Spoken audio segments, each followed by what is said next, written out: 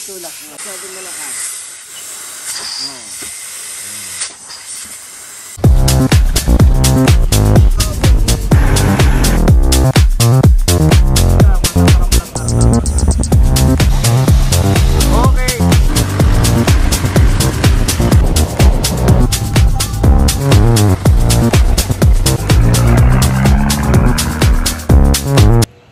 Good afternoon.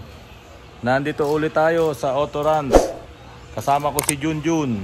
Saka si Engineer Tolit. So yun, may ginagawa yung ating taga Davao na 4x2. So ito naman si Kuya Junjun. Kuya Junjun, ano ba yung binubuksan mo na yan? Ito po yung LSD na differential po. LSD. Parang balita ko, air lockers daw yan. Opo. Kasi po, ito po yung... May hangin, may hangin. Oh, yan. So ibig sabihin, magbubukas tayo ngayon ng LSD na air lockers. Opo. At seservisan na rin natin itong differential na to. Ayan. So ito yung visor ko. Kakalasin namin itong aming differential na LSD na mayroong air lockers. Ayan. Ang ratio po nito ay 7:37. I-divide nyo po yung 37 sa 7, ang kalalabasan po ay 5.2 something, 2.8, 5.28. Kaya ito po ay 5.3 ang ratio. Ito yung supply ng hangin galing dito sa labas. Tapos susuplayan niya itong pinaka-diaphragm na to para itulak itong gear at magtatagpo yung mga ipin po na yun. Ayun, magtatagpo yun. So, tetestingin po natin to kung paano magsasabay ngayon yung ikot nung dalawang ehe, yung dalawang axle. So, mga kapatid, meron kaming overtime kasi si Chip gusto niyang gumawa ng gabi, napakainit kasi sa araw. So, dinadami kami ngayon, gabi kami magtatrabaho. Ito po yung ipapakita namin sa inyo, meron kaming aaralin na ngayon lang namin din mabubuksan at aalamin namin kung paano ito nagtatrabaho. Ito maglalak talaga yung mga gear. Oo. Ito. So, totally lock talaga yung differential. Oo. 100%. 100%. 100%. So titignan natin kung ano yung mga mekanismo na gumagana sa loob na kapag binigyan mo ng supply ng hangin, naglalak siya 100%. Parang yung winelding mo yung spider gear, no? Parang ganun. Parang welded. Parang yung welded differential. Pero hindi siya full time. Ikaw ang mag-a-adjust. Nasa iyo yun kung kailan mo siya idudual. Kakailanganin, no? Oo. Jun, di ba? Alam mo yung dual, no? O yan si Jun. No? Alam niya, pinag-aralan ni Jun yun eh. So ito, bubuksan namin tong air locker na to. Ito po ay Mitsubishi. No, para sa Generation 2, Gen 2 na Pajero. Ito yung air locker niya eh. Oo, ayan yung air locker. Anong naglalak dyan, Chip? Hindi, diaphragm to. Pag pinasok ng hangin, tumutulak. Tumutulak to? Oo, tumutulak ka na. Maganda siguro, mamaya subukan natin sa hangin yan. Tignan natin kung ano yung magic sa loob. Paano siya nag-work, bakit no? naglalak. Siya nga po pala, shout out po kay Ariel Sonorio, Sir Ariel Sonorio. Siya yung supplier ko ng mga ganitong klaseng differential, LSD at mga air locker. So ito pong air locker na to, kasama yung assembly na yun, all-wheel disc brake galing sa Pajero. Ayan po, ito bagong sariwang-sariwa. Hindi naman bago syempre, pero sariwang-sariwa itong binubuksan namin. Bubuksan namin ito para ma-demo po sa inyo, para maituro Chip. Para maituro kung paano siya nagtatrabaho. Bay Jun, babatiin mo. Sino yun? Si? Best friend niya. Michelle. Oh, Michelle. Oh, Shout out. Oh, yan. Shout out si Junjun, no? Ano yung mga rito sa mga gilid? So, yan. Ang dami, no? 12. Ilan ba yung tornilyo? Hindi. 12 tornilyo. Ang kinakalas namin dito para mabuksan itong air locker. May nakikita kami parang clutches, pero titignan natin kung ito ba ay mix ng air locker saka yung locker saka yung clutch. Titignan natin kung may mix to. So ngayon sabi ni Chip, lagyan muna ng marker bago namin kalasin. Hindi, meron na ito na. Kaso dito wala. O yun o. Dito ka wala. Dito. Hindi, ito naman kahit na anong ikot yung ring gear mo eh. Walang problema yan. Tanggal na namin yung ring gear. Ito lang, ito lang. Ito lang. Bubinuhat. Inalis yung ring gear. 37 ipin yon. 37 na ipin. So ngayon ito may lock dito eh. Alam ko eh. Yun. Ito. Hammer drive. Hammer drive. Nga, kung kaya yan. Ano mo kung kaya yan? Kaya ba niyan? Kaya ba niyan, Test the Boy? Buksan po namin dito itong air locker. So gusto nating malaman kung ano ang laman ng air locker. Seservisan na rin namin po ito. At ito po kasi ay ikakabit ko dito sa aking 4x4. Ayan, mag-air locker na po kami. O ayan po. Para na rin matuto at matutunan natin kahit ako, gusto ko malaman ano ba ang nasa loob nitong air locker na to na differential. Para sa mga gusto nilang magkaroon ng ganitong klaseng differential carrier, at least alam nyo na kung anong laman nito. Mapapanood nyo po kami sa aming channel, Auto Runs. No? Ayan si Chip, mapapanood nyo dyan. Pati ako, pati si Junjun, saka ito pamangking ko na mahilig sa... Baka may mahuhulog dyan. Ayun. May clutch din siya. Ayan po. May clutch din. Ayun. Clutch drive din. May washer. Ayan. May washer. Clutch drive din siya. Ayun. Pareho lang ng ano. Kaya lang, tinutulak siya ng hangin, pressure. Kunin mo ito yung mga spider gear. Ilan yan? 4. 4. Okay, kunin mo lahat. Alalayan ko dito. Parang mas madali siyang buuin, no? Compare dun sa ibang ano, no? Oo, hindi siya persado. Hindi siya persado eh. Kasi nga, yung wala siyang spring. Kasi ang magtutulak yung ano, yung diaphragm, no? Yun ang magtutulak, yung diaphragm.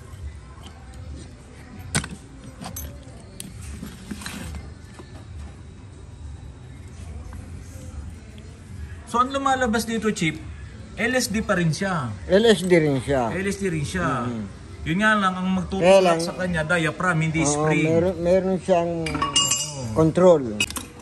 Yun, itong kagandahan nito. So ngayon, nabuksan natin, mix to, combination to ng LSD at saka ng air locker. So ito, hindi rin to 100% na maglalak, Chip. Hindi rin kasi ano naman to, yung iniisip natin kanina parang welded na differential, pero ito pala hindi. Ayan kita na yung ano. Ayan mga kapatid taob mo. Hindi natin to hihintuan ng video para makita nyo po talaga lahat. Hindi natin to hihintuan. Ayan. Sige, taktak mo. Taktak mo. Ayun, ayan na, malapit na. Bababa. Ito, bababa na. Ayun, tanggal na. Meron siyang spring. Ayun, yung spring niya.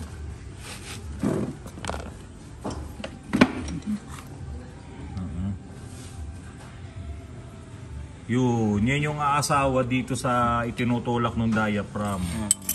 Tapos ito mga clutches na yun. So ganyan din yung mga ibang air lockers, no? Ganyan din talaga. Ganyan din. Hindi siya yung full-time lock na 100%. Oo. Kasi kung full-time lock, pag lumiko ka, mag-i-skid ang gulong nun. Diba? So ito hindi rin, may limited slip pa din siya. Pero kinokontrol ng driver. Okay. Meron siyang switch on, meron siyang switch off. So ngayon, pwede pa rin natin itong buuin ulit, step by step. Oo. Lilinisin lang natin muna. So pwede man natin testingin yung diaphragm kung tumutulak siya sa hangin. Ito. Susuplayan natin ng hangin to. Susuplayan natin ng hangin.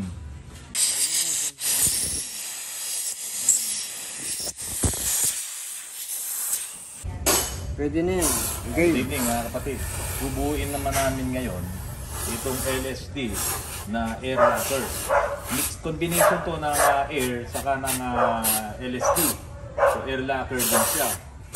Ngayon bubuuin muna namin kasama si Chip saka si Junjun. So So Chip, talagang bago natin bubuin, kailangan malinis no? Oo. Hindi pwedeng Kasi, bubuin mo ng marumi. ang sikreto naman ng trabaho nasa linis. Nasa linis talaga. Mas malinis, mas anong trabaho. So ito, lilinisin natin isa-isa. Oo, isahin natin yan. Ready na to, ha? So ano yung unang mong pinasok na yun, Chip? Yung gear niya na kaasawa. Yun yung pang-locker, no? Yun yung lock, yun yung pang-locker, Ito yung maglalak. no? Oh, yan yung naglalak. Yan yung ilaw.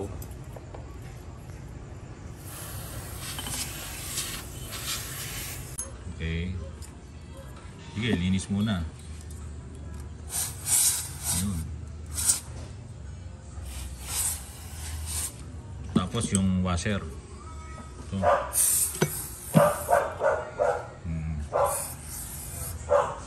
So napaka-importante po talaga na nililinis muna natin bago natin assemblein.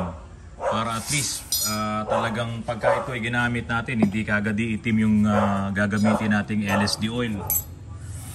Di ba? Kasi pagka umitim kagad yung ating LSD oil, ibig sabihin marumi. Marumi po yung ating ginawang trabaho.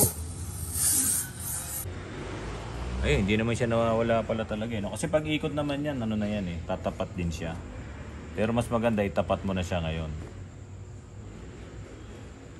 Yan, yung magkaasawa na yon, tapos may clutch dito sa likod nito. Yun namang isa, nakakapit na mismo dito sa housing. Tapos yung kabila naman nakakapit sa clutch.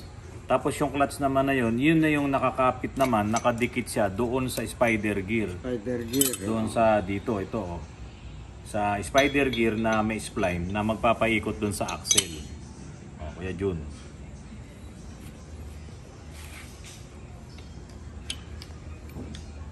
Yon. Tapos yung apat na yun, yung yung quadro alas na spider gear. Ayan yung quadro. Magkakasama yan na ipapasok ni Kuya Junjun. Ayan. Inspired ka, no? Inspired. Malapit na kasal nito, mga kaibigan. Kaya taken na po siya.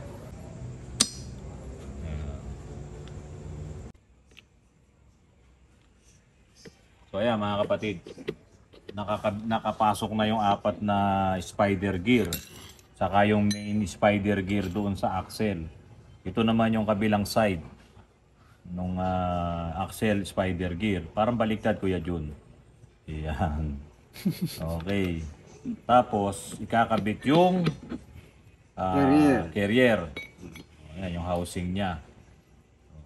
Sprayan mo ng lubricants, medyo mas na eh. Ayan.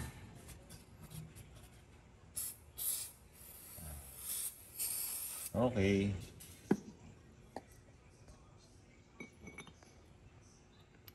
Tignan niyo po swabe. Kaya po, ang gear oil na gagamitin natin dito, GL5 kasi LSD po ito. Pero kung halimbawa, nagbukas kayo ng differential, may nakita kayong yellow metal, yung kulay yellow or brass or tanso, huwag nyo gagamitin ng GL5, huwag nyo gagamitin ng GL5. Hindi po siya advisable. Pero ito, since nakita natin ang laman loob nito, ito po GL5, synthetic gear oil lang gagamitin. O yan, konting press na lang yan, pasok na. Yun napakasimple po. Napakasimple. Ayan, bubuuin na ngayon ni Kuya Jun. Kakabit yung dito, yung washer. Ayan, tapos yung cover. Yun yung mayroon tayong timing, May mark. Marker. May mark tayo dyan, mga kapatid, meron pong nagpapabati sa akin, si Joyce Mark Doyola. Chip, nasa siya, KSA, Tabuk, GM Motors. Nasa Tabuk. KSA, Tabuk. Ano ba yung KSA? Kingdom of Saudi Arabia. Yan po, nasa Kingdom of Saudi Arabia. GM Motors, dami kami Pinoy dito, nanonood po sila ng mga vlogs natin. Okay. No, diba, nasa Pilipinas tayo, yung mga nasa GM Motors, pinanonood yung vlogs natin. Okay, salamat po sa inyo, Joyce, Mark Doyola. No? Ayan Ako po. taga-Aba. Oh, taga-Aba, galing ng Saudi, ha? Abbas, Oh, Saudi Arabia. Saudi Arabia, oh. Sa Sinaya ako, sa Sinaya. Ano, tiyan mo, naalala niya kabataan niya. Oh, Chief, ayan na. Nabuo na. Oh. I-impact na lang, i-impact drive na lang. Tapos lalagyan natin ng hangin mamaya. Di ba? Yun, oh. Kabila naman. Kaya ito, magpa 5.3 po kami. Eh, nakaswerte tayo. Yung ipinadala sa akin ni Sir Ariel ay air locker pa. Kaya ngayon, ang problema ko lang, kailangan kong bumili ng sarili kong pump. Meron naman, meron tayong pump, no? O, meron tayong pump na magagamit. Ito kasi tulak ng hangin, hindi po ito vacuum. Order ako ng ano. Palapatin ko lang. Order ako ng ano gusto mo? Kenny Rogers. Order tayong Kenny Rogers. Hey, Rogers, pwede na rin. Sige, no, masarap yun eh. Sarap yun. Dali, ito, tetestingin na namin yung ano, yung... Sige. Tetestingin namin yung air lockers niya. Ito, dapat tong gumagana tong diaphragm. Sige. Game. Yan. Sige. Kapag tumulak yun, maglalak Yeah, na pirmi po. mo lang. Huwag masyadong malakas. Oh.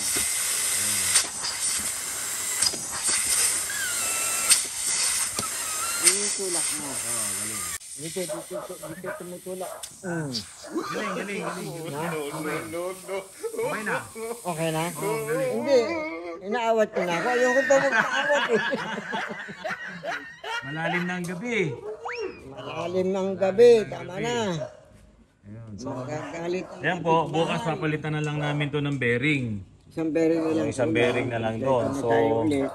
nakompleto na namin itong itong air lockers na to na LSD. Tama po, LSD pa rin siya na gumamit ng air lockers para magdikit itong dalawang gearing na to, itong gear na to, tapos maglalak siya. Naglalak na siya. So, Chip, sa dinami-dami ng ginawa mong dip na LSD, ito yung pinakasimple, no? Ha? Ito yung pinakasimple. Simple lang to. Simple lang, no? Oo. So, dito mapapasabak tayo dito bukas. Ito, babaklasin natin ito bukas. Sura pa lang, no? Mapapasabak tayo dyan bukas. Pakikita natin sa kanila. So, ito okay na to, 5.3 ratio. Ikakabit namin sa aming 4x4. Pa 5.3 din namin yung harapan, siyempre. So, Sir Ariel, kailangan ko po ng pangharap na 5.3 ang ratio. Mga kapatid, napagod kami mag-vlog eh, kaya kain muna kami. Ayan si Chip, oh. Chip! Yes! Jun. Ayan. Pagkatapos namin mag-vlog doon sa LSD differential, nag-treat si Sareto. Oh, Sareto, thank you sa treat mo, ha. Kain muna kami. Ay, nasa Kenny Rogers pala kami. Kenny Rogers. Ayan, Kenny Rogers.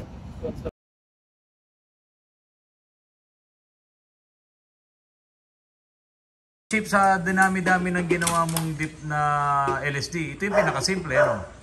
Ha? Ito yung pinakasimple. Simple lang to. Simple lang, no? Oo. So dito mapapasabak tayo dito bukas. Ito, babaklasin natin ito bukas.